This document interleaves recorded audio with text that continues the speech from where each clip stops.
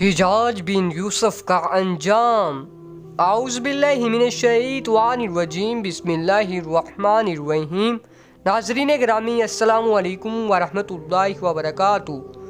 آپ حجاج بن یوسف کے نام اور شخصیت سے یقیناً ناواقف نہیں ہوں گے۔ اس شخص کو عبد الملک نے مکہ، مدینہ، طائف اور یمن کا نائب مقرر کیا تھا اور اپنے بھائی بشر کی موت کے بعد اسے عراق بھیج دیا، جہاں سے وہ کوفہ میں داخل ہوا۔ ان مقامات میں 20 سال تک حجاج کا عمل دخل قائم رہا۔ اس نے کوفہ میں بیٹھ کر زبردست فتوحات حاصل کی۔ اس کے دور میں اسلامی فتوحات کا دائرہ سندھ اور ہند کے دوسرے علاقوں تک پھیل گیا، حتیٰ کہ مسلمان مجاہدین چین تک پہنچ گئے تھے۔ یہی وہ شخص ہے جس کے بارے میں کہا جاتا ہے کہ اس نے قرآن کریم پر اعراب لگوائے۔ اللہ نے اسے بڑی فصاحت و بلاغت اور شجاعت سے نوازا تھا۔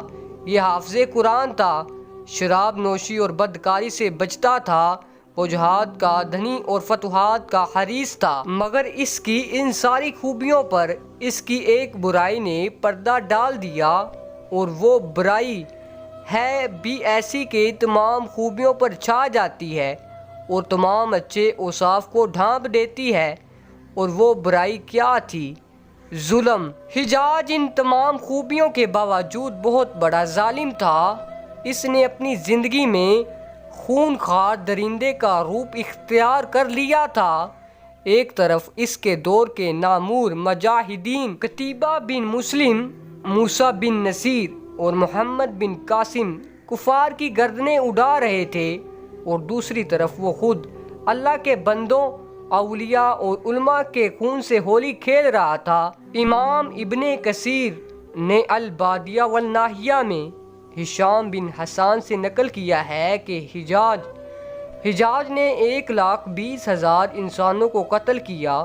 اس کے جیل خانوں میں ایک دن میں 80 ہزار قیدی بیک وقت رہے ہیں، جن میں سے 30,000 عورتیں تھیں۔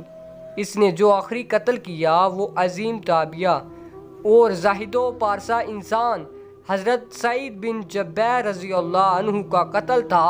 انہی قتل کرانے کے بعد حجاج پر وحشت سوار ہو گئی تھی۔ وہ نفسیاتی مریض بن گیا تھا۔ جب وہ سوتا تو حضرت سعید بن جبیر رضی اللہ عنہ اس کا دامن پکڑ کر کہتے، اے دشمن خدا، آخر تو نے مجھے کیوں قتل کیا؟ میرا جرم کیا تھا؟ جواب میں حجاج کہتا تھا، مجھے اور سعید کو کیا ہو گیا ہے؟ مجھے اور سعید کو کیا ہو گیا ہے؟ یہ وہ اندر کی آگ تھی جو جب بھٹک اڑتی تو امن و سکون سب کچھ راہ کر دیتی۔ اس کے ساتھ ساتھ حجاج کو وہ بیماری لگ گئی جسے زمہری کہا جاتا ہے۔ سخت سردی کلیجے سے اٹھ کر سارے جسم پر چھا جاتی اور وہ کانپتا جاتا تھا۔ آگ سے بھری ہوئی انگیٹھیاں اس کے پاس لائی جاتی اور اس کے قدر قریب رکھ دی جاتی کہ اس کی کھال جل جاتی، مگر اسے احساس نہیں ہوتا تھا۔ حکیموں کو بلایا تو انہوں نے بتایا کہ پیٹ میں سرطان ہے۔ ایک طبیب نے گوشت کا ٹکڑا لیا اور اسے دھاگے کے ساتھ باندھ کر حجاج کی حلق میں اتار دیا۔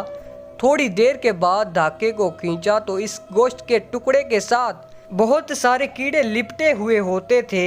حجاج جب مادی تدبیروں سے مایوس ہو گیا تو اس نے حضرت حسن بصری رحمۃ اللہ علیہ کو بلایا اور ان سے دعا کی درخواست کی۔ وہ آئے اور حجاج کی حالت دیکھ کر رو پڑے اور فرمانے لگے، میں نے تجھے منع کیا تھا کہ اللہ کے نیک بندوں کے ساتھ چھیڑ چھاڑ نہ کرنا، انہیں تنگ نہ کرنا، ان پر ظلم نہ کرنا، مگر تو باز نہ آیا۔ آج حجاج باعث عبرت بنا ہوا تھا۔ وہ اندر سے بھی جل رہا تھا اور باہر سے بھی جل رہا تھا۔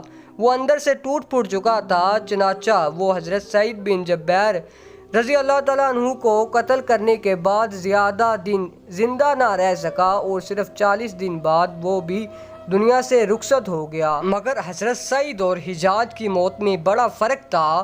حضرت سعید رضی اللہ عنہ کو شہادت کی موت نصیب ہوئی۔ وہ ایسی شان سے دنیا سے رخصت ہوئے کہ بعد میں آنے والے مجاہدین کے لیے ایک سنگ میل قائم کر گئے۔ وہ جب دنیا سے رخصت ہوئے تو ان کا دل مطمئن اور چہرے پر تبسم تھا۔ لیکن حجاز جب دنیا سے جا رہا تھا تو اندر کی آگ میں جل رہا تھا، چہرے پر ندامت کی ظلمت تھی۔ دوستو آخر پر اللہ تعالیٰ سے دعا ہے کہ اللہ پاک ہمیں نیک اعمال اور 5 وقت کی نماز پڑھنے کی توفیق عطا فرمائے، آمین یا رب العالمین۔ دوستو آپ سے گزارش ہے کہ ایک مرتبہ درود شریف پڑھ لیں۔ شکریہ، جزاک اللہ۔